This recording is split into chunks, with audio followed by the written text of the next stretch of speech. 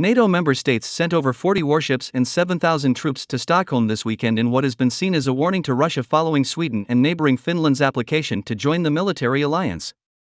Military vessels from 14 NATO states arrived in the Nordic capital on Saturday to participate in a training exercise alongside Finland and Sweden. The exercise, called Baltops, aims to test the ability of these countries' navies, air forces, and troops to work together. Baltops is set to run all week and involve landing exercises along the Swedish and German coastlines. The USS Kearsarge, an American warship, was among the vessels arriving in Stockholm over the weekend. The 253-meter-long ship was joined by 44 other vessels, 76 aircraft, and approximately 7,000 military personnel.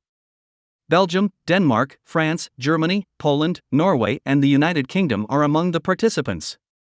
NATO said in a statement, 14 NATO allies, 2 NATO partner nations, over 45 ships, more than 75 aircraft, and approximately 7,000 personnel will participate in the 51st iteration of the premier maritime-focused exercise from June 5 to 17.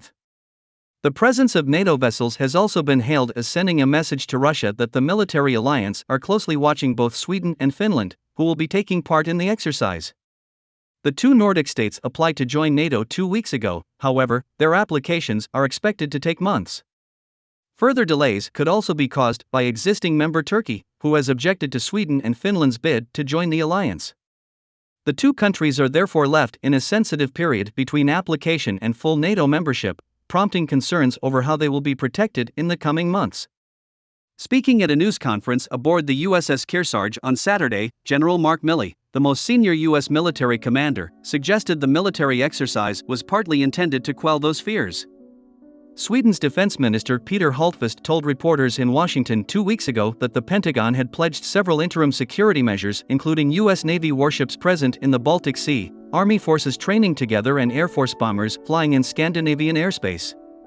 Swedish Prime Minister Magdalena Andersson said the arrival of the American warship, in particular, showed U.S. President Joe Biden was honoring commitments he made to her and Finnish President Sauli Niinistö when the 2 Nordic leaders visited the Washington last month. The drill will be around 30% bigger this year than in 2021, with President Biden having asked military leaders to modestly increase activities beyond the significant program already scheduled. Speaking alongside General Milley on Saturday, Sweden's Mr. Hultqvist said he could see a future here with a lot of activities that makes our part of Europe more secure during this sensitive time from now until we are full members of NATO.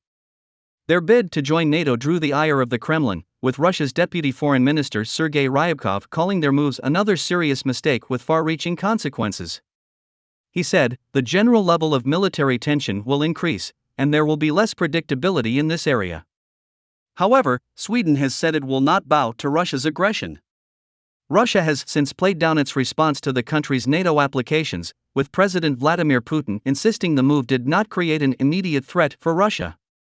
He said, "Russia has no problems with Finland and Sweden, and in this sense, expansion at the expense of these countries does not create an immediate threat for us. But the expansion of military infrastructure into this territory will certainly provoke our response."